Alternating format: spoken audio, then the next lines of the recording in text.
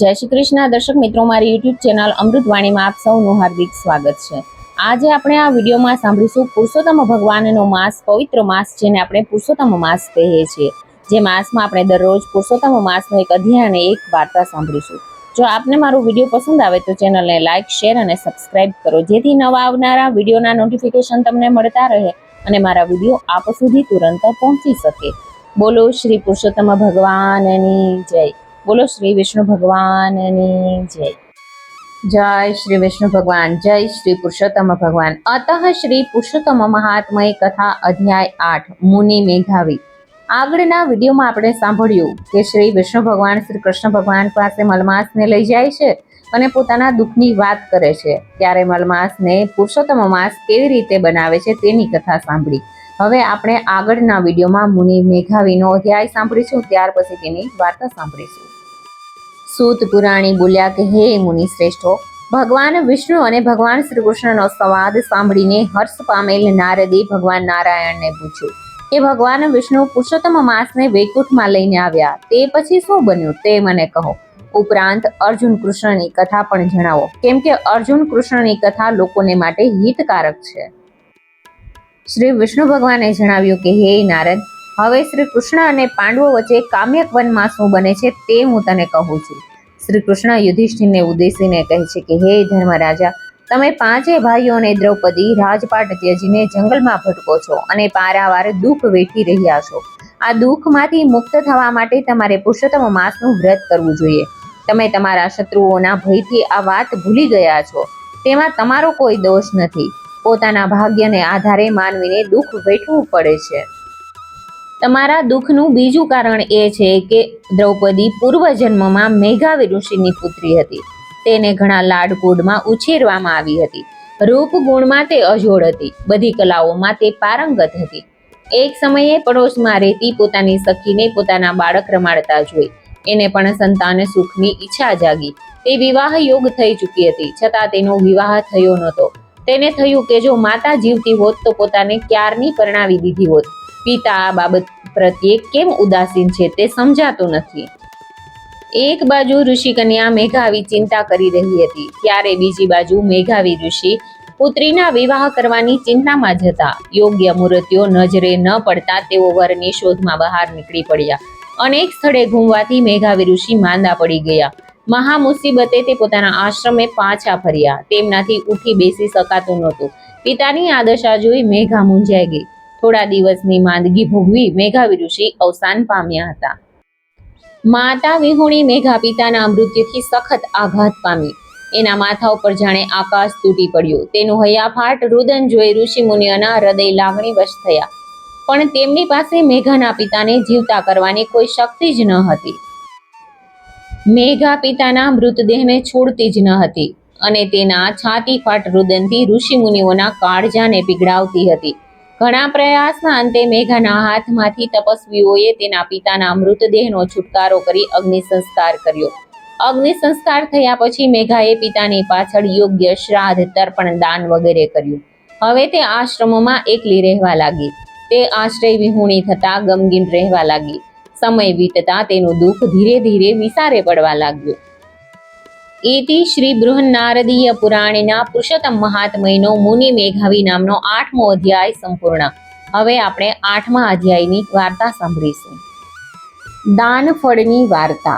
ધરમપુર ગામમાં એક પટેલ રહે। પટેલનું નામ ભોળા પટેલ, નામ એવા જ ગુણ। પટલાણીનું નામ ભોળી, સંતાનમાં એક દીકરો, દીકરાનું નામ શિવો। ત્રણેય જણ ઘણા ધર્મિષ્ઠ હતા। બાપ દીકરો ખેતી કરે અને રાત્રે ત્રણેય સાથે મળીને ભગવાનનું ભજન કરે। એમ કરતા પુરુષોત્તમ માસ નજીક આવ્યો। પટેલે વિચાર કર્યો કે આ વખતે તો ગંગા સ્નાન કરવું છે અને ગંગા કિનારે જ વ્રત કરવું છે।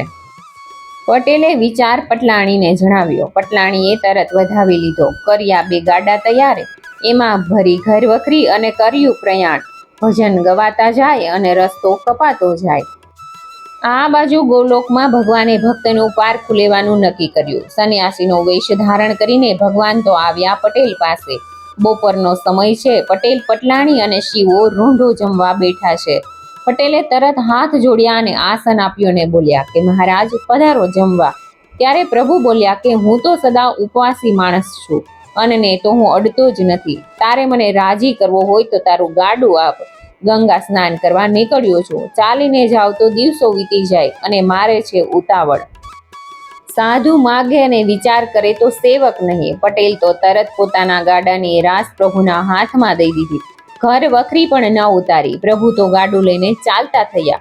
ત્યારે પટલાણી અને પુત્ર પટેલને કહેવા લાગ્યા કે ગંગા કિનારો ઘણો દૂર છે, અમારા ગાડામાં બેસી જાઓ. પટેલે ના પાડી દીધી. હવે તો ચાલતા જ જવું છે. તમારે ગાડું હંકારો, હું તમારી વાંસોવાસ આવું છું. પટલાણી અને પુત્ર રવાના થયા. પટેલ તો ભજન લલકારતા જાય અને માર્ગ કાપતા જાય. ચાલતા ચાલતા માર્ગ ભૂલ્યા, ચઢી ગયા આડા રસ્તે. ગાઢ જંગલમાં અટવાયા. ન મળે પાણી કે ન મળે ફળનું ઝાડ. નર્યા ઝાડી ઝાંખરા, પણ પટેલ હિંમત ન હાર્યા.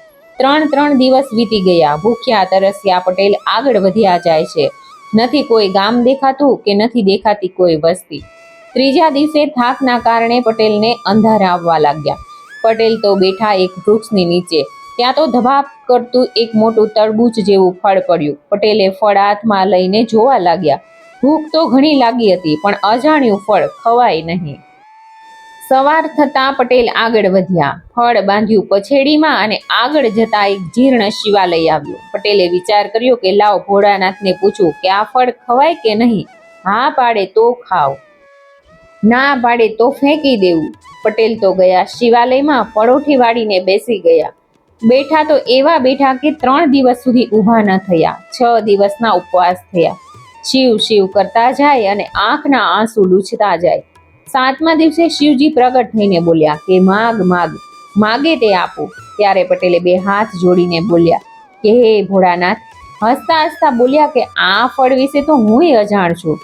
ચાલો વૈકુંઠમાં ભગવાન પુરુષોત્તમને જઈને પૂછીએ.